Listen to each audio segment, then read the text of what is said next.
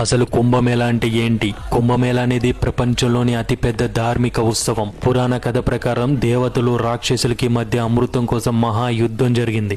దీనికోసం వారు వాసుకి అనే మహాపాముని తాడుగా మందర్ పర్వతాన్ని గడగడలాగా ఉపయోగించారు. ఇలా సముద్రాన్ని కలిపినప్పుడు మొదట విషం బయటకు వచ్చింది. ఈ విషానికి ప్రపంచాన్ని నాశనం చేసే శక్తి ఉంది. అప్పుడు ఆ విషాన్ని శివుడు తాగి ప్రపంచాన్ని రక్షించాడు.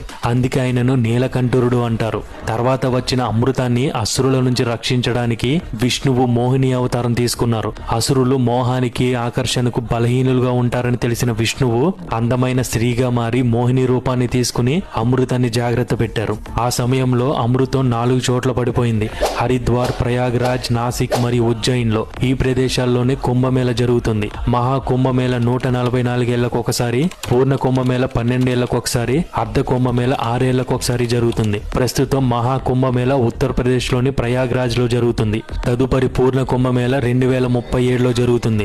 అర్ధ కుంభమేళ 2031లో జరుగుతుంది. ఈ ఉత్సవ సమయాన్ని సూర్యుడు, చంద్రుడు, గురుగ్రహాల స్థానాల ప్రకారంగా నిర్ణయిస్తారు. ఈ మహోత్సవంలో హిమాలయాల నుండి వచ్చిన సాధువులు, అఘోరాలు, ఎప్పుడూ కనిపించని యోగులు కూడా కనిపిస్తారు. కుంభమేళలోనే దర్శనమిచ్చే ఈ నాగ సాధువుల గురించి తెలుసుకోవడానికి ది డార్క్ ఫాలో అవ్వండి. నెక్స్ట్ వీడియోలో చెప్తాను.